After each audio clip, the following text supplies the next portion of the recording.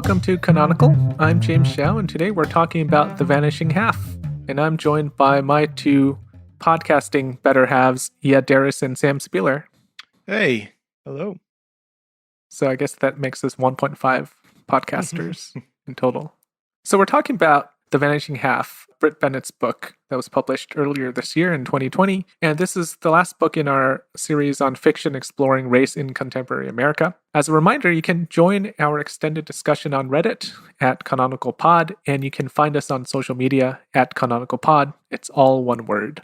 We'll be talking spoilers here, so if you haven't read the book and you don't want the ending spoiled for you, you can check out last week's episode, which is our review, and that episode does not have spoilers. Okay, let's get started with you, Eyad. What do you want to talk about first? I think the thing that you have to talk about when you talk about this novel is passing. Passing is really the central tension of the novel and the most important thing going on. You know, we're all outsiders. Just to clarify for the listener who can't see our beautiful faces, but none of us are black. And as outsiders, we don't really know how to react to passing because we're not part of the group that people are exiting. I tried to understand passing from a black perspective more. I was looking for some sort of precedent, and I found the story of New York Times critic Anatole Breillat. He was a quite famous critic. He was working for the Times for several years, and I found an article in the New Yorker, which we will link in the show notes, from Henry Louis Gates, a very prominent black intellectual. Gates says this. He says basically that when Breillat chose to pass as a white man for decades, he was making a crass trade-off between being a black man and being an aesthete. Breillat wanted to deal with literature and fiction on a purely aesthetic level, but that crass trade-off was not Breillat's crassness. It was kind of symptomatic of the crass world that he lived in. For me, I think that Gates would probably forgive Stella in The Vanishing Half. I think that he would see her as a product of a flawed society. She does have her problems, but she is not a irredeemably flawed person. She chooses to pass as a white woman, not because of any deep-seated antipathy towards black people, but just because of her dream of a better life. On the other hand, though, I do think that Brit Bennett, the author, might disagree with what Gates has to say for two reasons. First of all, there is some sexual politics involved in that, very broadly speaking, my impression is that black women often feel that they are not desired by others as a partner as much as perhaps they should be. And for people, especially black men, to date outside of the race is a touchy subject sometimes because they feel like perhaps they are losing favor, and not only are they losing favor, but perhaps they feel like black people who are socially minded and want to improve the status of black Americans have a duty to create stronger black identified families. And if people exit the race by passing or by dating outside of the race, this kind of social progress is undermined. I also think that the virtue of Stella is undermined when we see her passing and we see the virtue in characters like Jude and Reese, who also have their own problems, but seem to deal with it in a more honorable way. It makes Stella seem kind of like a coward or a criminal. I understand that. I think you're right. There's definitely criticism within the book, but I saw Stella as a pretty sympathetic character in general. I think Bennett treats her sympathetically.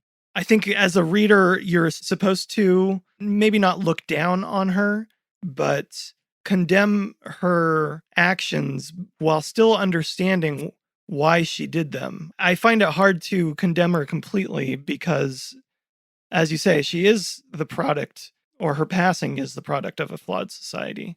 I think the bigger crime is not being honest with her child, which Bennett does work out eventually, but she treats it pretty well. She recognizes the fact that even telling her kid, even telling Kennedy, jeopardizes everything. Kennedy is obviously a much more in tune person than her father, but I feel like Bennett understands completely how delicate such a situation would be.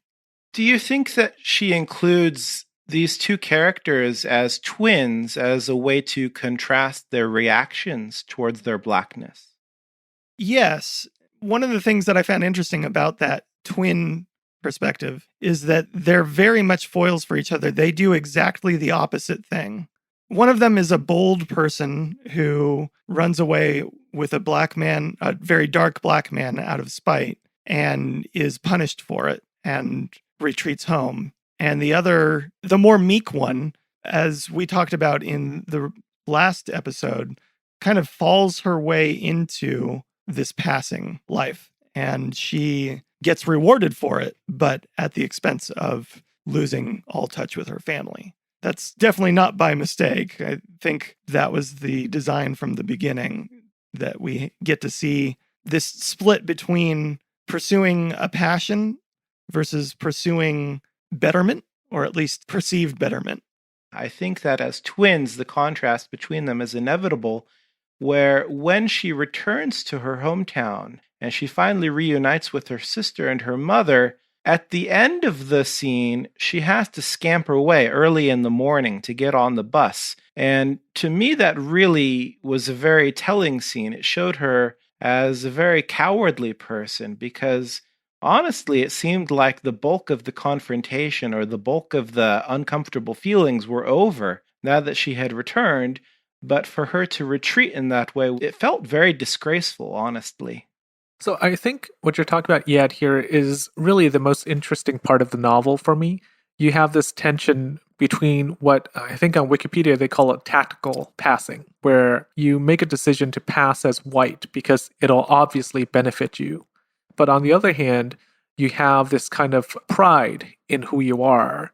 We see it nowadays, especially with people talking about natural hair and people who say, especially African American women, black women, saying that they are no longer straightening their hair because they should be proud of what their hair is like naturally. I think that this tension is present in a lot of minority groups, not just in black minority groups, where, like, for example, I'm Chinese American. People are always thinking the way that they act, especially if you're a minority, it's performative. You want to act in a way that helps you get ahead, but at the same time, you also have to think about who you are and your heritage and where you come from, and whether that is something that is contrary to the way you need to act to get ahead. So this kind of tension, I think, is really interesting. You know, one thing I was surprised by, and I think maybe it was because the book's time period limited its possibility, is there wasn't really a character here who was proud of being black. Like, I didn't really see that in the book. Right? Did you guys see that? Like, there wasn't a character who's like, I'm making my hair all natural because I'm proud of who I am. You see it in Loretta, Stella's neighbors in Los Angeles. You see it a little bit. Yes. And I wonder if that's just because it's a product of its time, because I don't think that was a big part of the discourse back then. I don't think so, because I'm not someone who is well-versed in this field. Hair was a very big part in the mid-1980s. You know, you had all that Jerry curl culture in a lot of media. You know, it was something that people talked about, so it was important. But I don't know if this proud of being black movement was so mainstream where that maybe the writer should have included it as a counterpoint. I think Jude grows into being proud of who she is. I think at the beginning, she tries to lighten her skin with the help of Adele, and that doesn't take. And I think from that point, she starts to be more confident. She still has issues. She sees that Lonnie boy for a while, and that's definitely not being proud of who she is. But by the end, she progressively gets more and more proud, I think. Yeah, I think that this is in the novel for two reasons. The first, I think, is that it is Bennett's way of showing how perhaps systemic racism has kind of permeated minds of Black people as much as white people, and that the Black characters in the novel perpetuate racism and they perpetuate colorism as much as anybody else. Specifically because Mallard has this kind of reputation for being for light-skinned folks, and when Desiree leaves and marries a Black man who's very dark, her mother, when she comes back, is very unhappy. I think that's important to show that because of the way that racism is so pervasive, colorism has entered Black consciousness as much as it has entered white consciousness. One thing that's interesting in this book is we definitely see a focus on the personal ramifications of passing, because Stella is trapped, like she's living in constant fear. And I think that is very well portrayed. I don't think we see a lot of the societal ramifications of passing. This idea of that she is betraying her people. And I think that's interesting. I'm not saying I want it. And I wonder if a reader who's maybe not that tuned in to minority issues, to the issue of passing, I wonder if that reader will actually pick up on that greater societal ramification, this idea of a betrayal. Because we certainly see a betrayal on a personal level, but we don't see it on a societal level. I expected there to be something, maybe not societal, but approaching that with the Loretta character, and it didn't happen because she fooled them, I guess. But they do talk a little bit about it when Desiree comes back to Mallard at the beginning and Early finds her there. The town knows what happened to Stella already.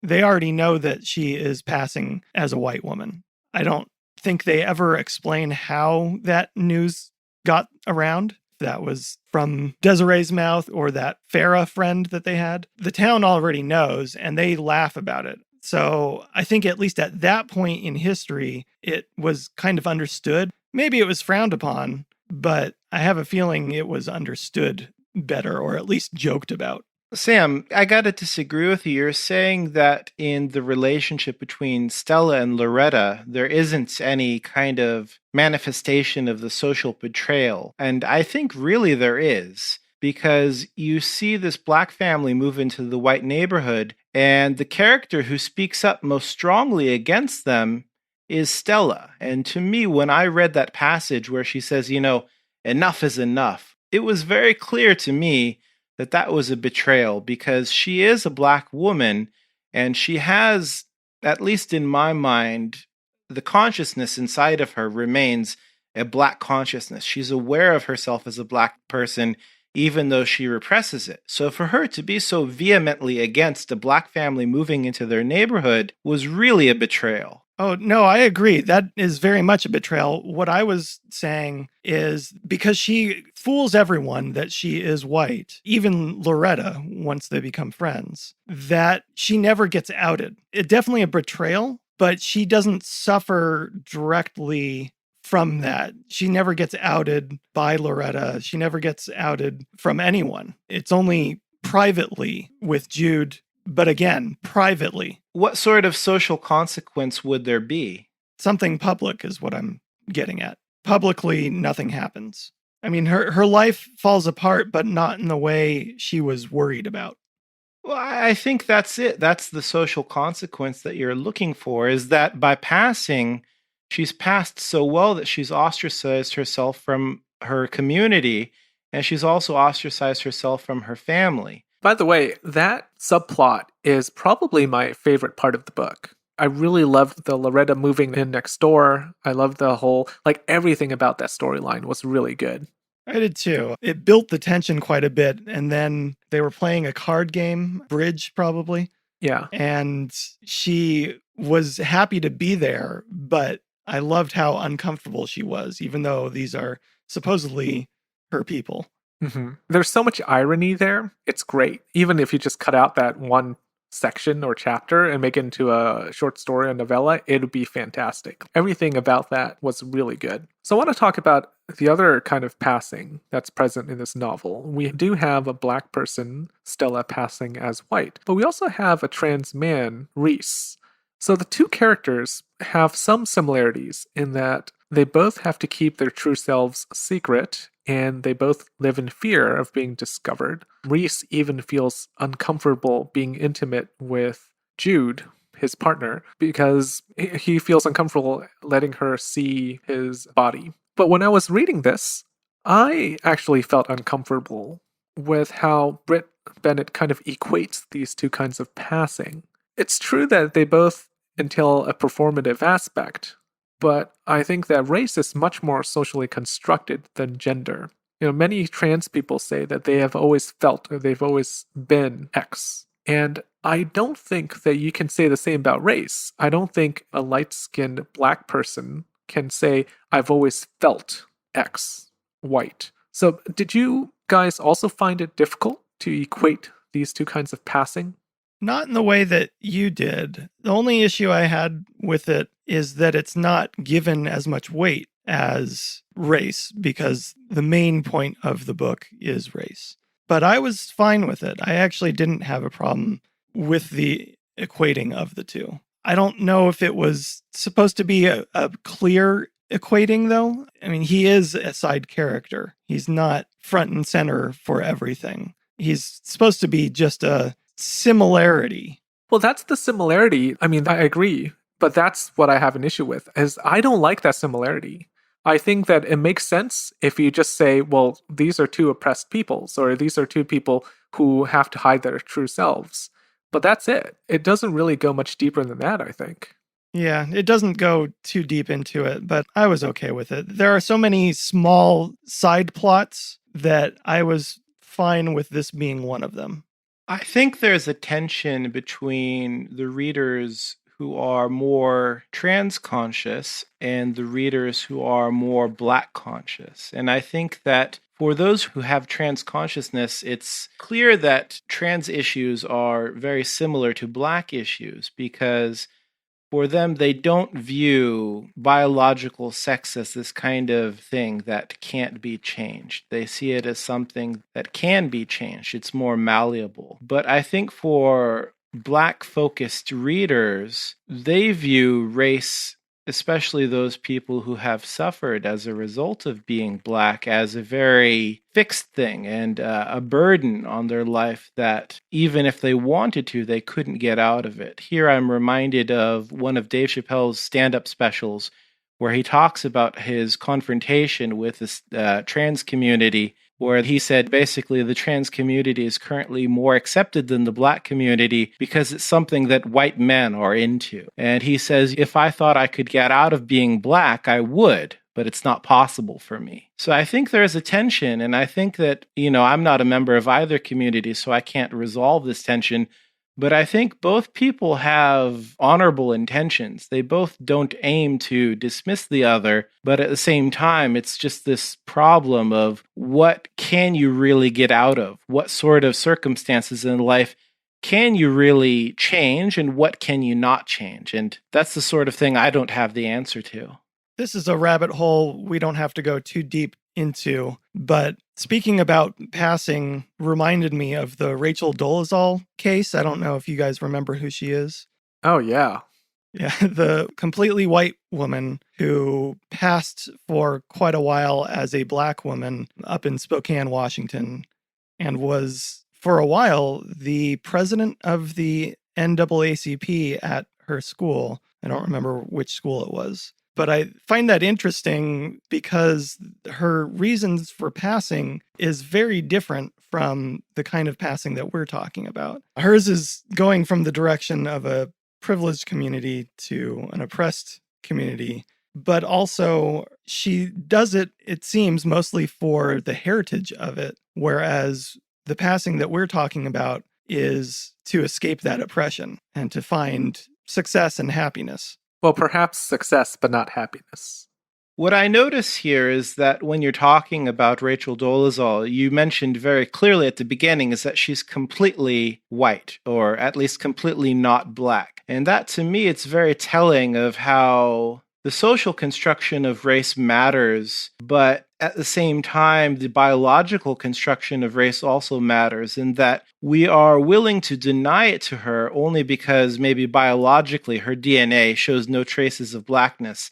But at the same time, if she was completely white biologically, but grew up in a Black community and experienced the same hardships or the same oppression that Black people experience, would we be so willing to deny her this identity? I would say no, because I think that the shared experience matters to me more than the biological aspect of it. But I think it's the fraud that she committed that really bothers people more than whether or not she wanted to be Black. I think it was both. I think it was that she was co-opting something that she had no history of. There was no shared experience that she could claim, even though that's exactly what she was doing. But also that, yes, it was fraud and just an utter lie with no substance at all.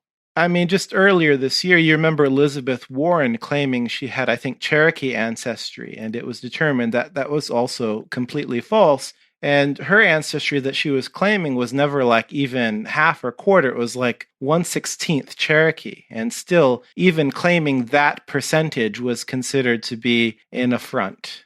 Have you guys read White Fragility by any chance? I have not. I haven't, but I observe it frequently.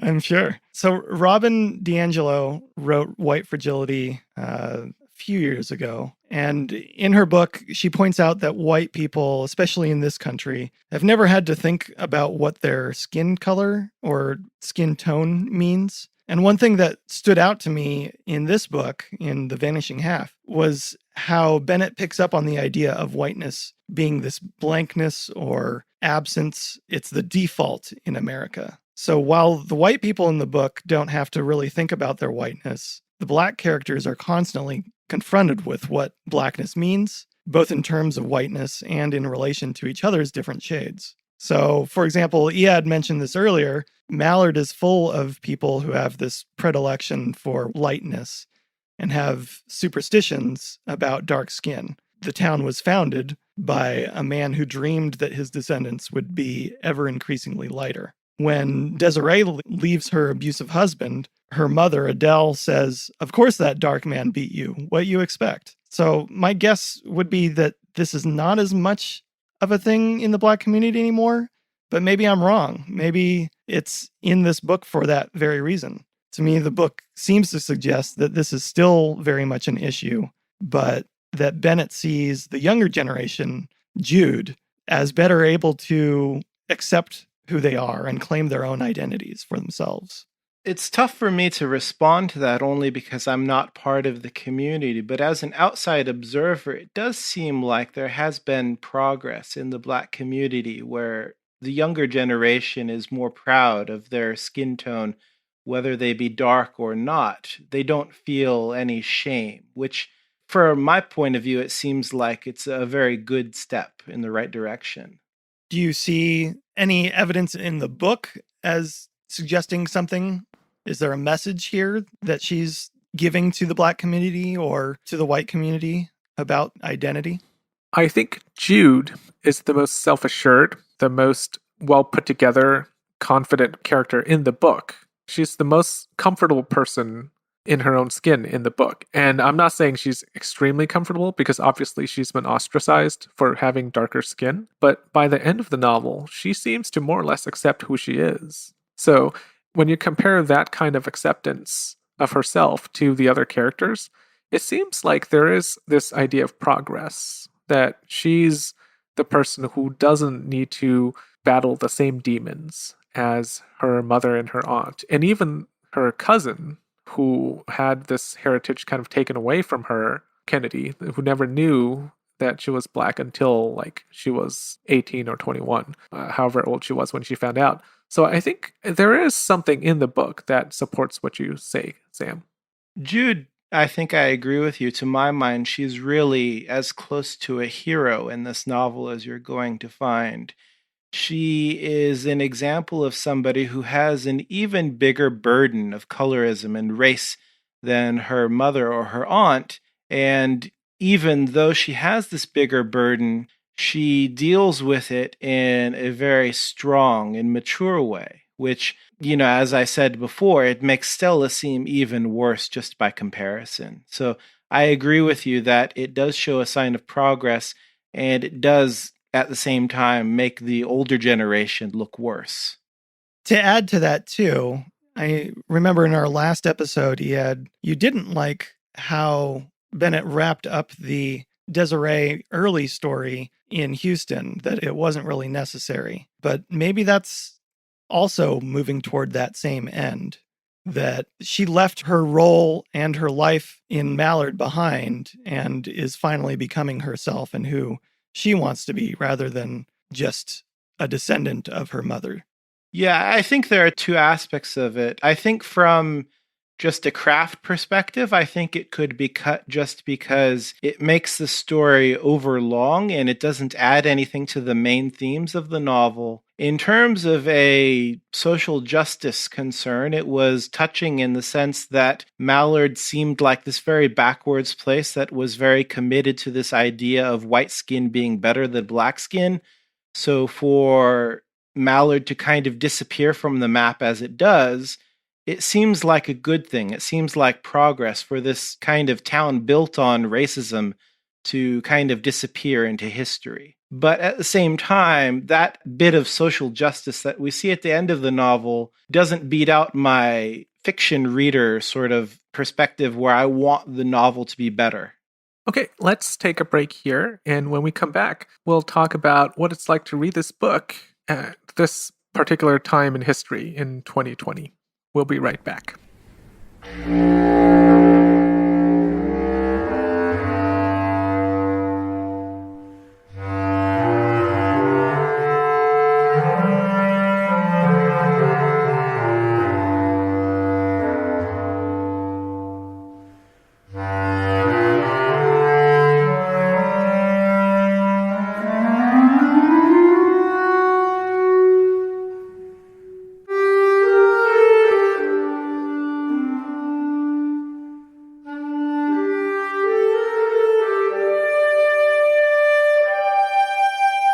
Okay, we are back.